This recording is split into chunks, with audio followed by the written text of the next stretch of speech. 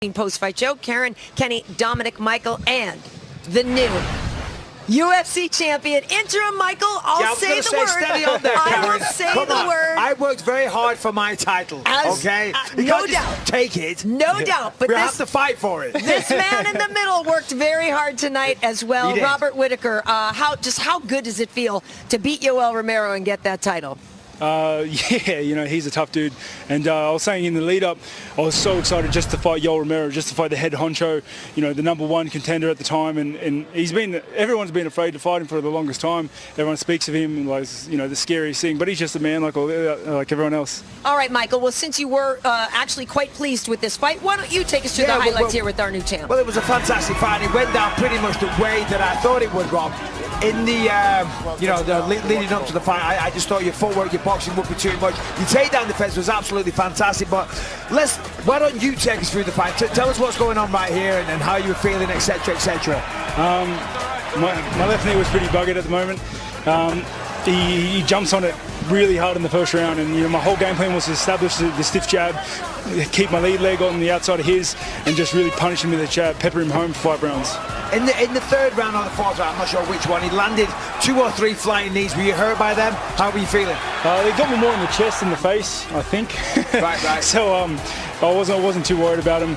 I knew he was always setting it up. He was always back planning. He was always backing away. He was always trying to get that flying knee. But that's a hard move to land on the best of days. He didn't seem to be throwing too many punches tonight. He was obviously looking for the takedown a lot. I think that's because you were outboxing him. You were landing good hard shots. Those front kicks were beautiful to the body. But were you surprised? He just wanted to wrestle you. He didn't seem to really throw that many punches.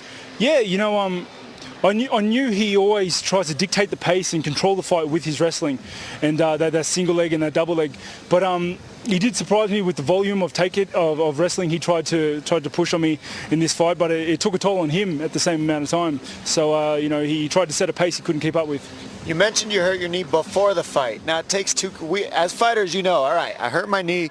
I got to take this fight or I don't. All right, I'm not going to the doctor because I'm taking this fight. If I go to the doctor and I know what's wrong with me, then I might not fight. So you decided, screw it, I'm fighting. You showed up. How much guts does that take? How much in your mind does that take? And then he jumps on it in the beginning. How tough is that to deal with?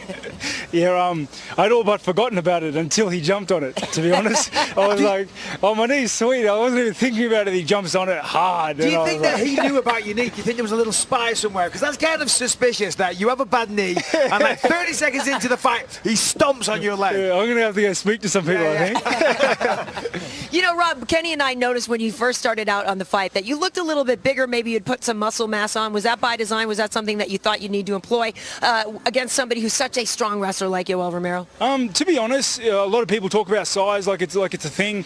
Everyone has to make 185. You either cut or you don't, and everyone's roughly around that size. Like, how big, honestly, can someone really be to ragdoll you that hard? And I'm a big dude. Like, I cut weight like everyone else. I'm not as, you know, as good looking as Yoel Romero is, but you know, I'm not weak, that's for sure. You know, Yoel Romero is a tremendous athlete, but for me, I felt like on the feet, you were still the faster guy, and it seems like that was the difference that won you the fight. Did you see that heading into that fight? That was going to be the case? Yeah, you know, I knew Yoel Romero has like a very high explosive rate. He's very fast. But I had all confidence that I'm faster and I hit harder. I'm more accurate. He surprised me with how hard he was to hit. He was moving a lot, and you know, with my bad knee, it was hard for me to try and cut the angles off that I needed to. It was hard to cut him off the cage, especially being wary that he could stomp on it, you know, at any given moment again. Rob, I have to ask you a question here because the man to the end here at the end is known as Left Hook Larry. You yourself have quite a good left hook. What's going to happen when you two throw down? When me and Michael throw down, I'm going to win. That's going to be a tough fight, 100%. It's going to be a tough fight. You've got all the experience and all the respect from me, honestly. You're a veteran in the sport. Stop being so nice. No, but we want to sell a pay-per-view. No, I'm going to smash your face in. No, we will. But I do have a lot of respect for you, and I'm looking forward to that fight. I really am. Honestly, I really do. I mean, so nice to this area. Dominic, let me speak. I'm going to fight him, not you. I might fight you later, though. Obviously, I walk into the octagon and, you know, it just takes over me. We're in the octagon, you've got a belt. I'm like, hold on a minute, that's my belt. So it got my hackles up a little bit. I respect you, of course I do. You're a great guy, you handle yourself with class. That was an amazing fight. I'm looking forward to fighting you.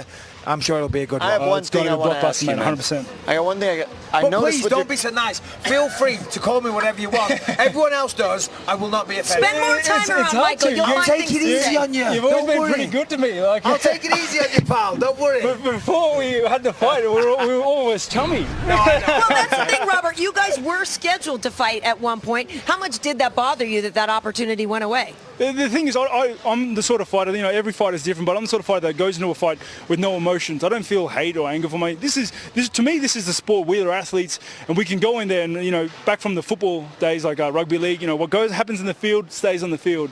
And that's honestly the mentality I've gone into my whole career with. That being said, how is Michael beatable? I mean, he is very high volume. Stir it up, Karen, why don't you? Stir it up. It's a great song by Bob Marley. I don't mind if I do.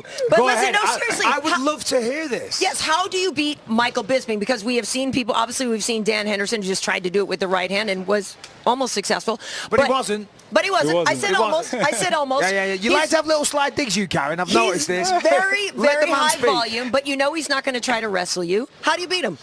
I can take him down. Yeah, we were supposed to fight back a few years ago now. So it was 193. We had. I'm sure he had a game plan, and I have a game plan, and they're tucked away for another day. Like we didn't just throw them out. They're filed and they're there, and you'll see those. There's going to be a blockbuster fight. England versus Australia is Yes. always massive. Yeah, no, always it is, massive. it is. I know our I countries think get behind us. generally we win as well. So. It's also two Ultimate I think we Fighter won the winners. last Ashes, though, didn't we? I did. That's right. Two Ultimate Fighter winners. Michael, you have won the Ultimate Fighter, and you, sir, of course, won Smashes. And I said this to you before, and I saw you last week. When I was down in Australia and you won Tough Smashes, I swear I knew that you were something special. You had that maturity all the way back at that age. That was all the way back in 2012. And, you proved me right, so thanks. Yeah, it's been a journey. There's been ups and downs. You can see it in my career. There's been ups and downs, but I've got the best team in the world right now. I've got a solid program. I've got a winning formula, and after this fight means nothing. After this fight, I go back to the program. I sit in and I see my kids, and just plug away. Wonderful. Well, Michael Bisping will try to get you rattled, but he actually is a pretty good No, guy. I won't. I hate to tell you, he's Tonight actually a is pretty Rob's good guy. night. Go and enjoy it. Relax with your wife. Enjoy the time with your kids. Well done. Thank you Thank so you very much much, for Michael. joining I us appreciate up that. here. That was really a heck of a performance. Congratulations to you, sir. Really fun having you up here. Well, folks,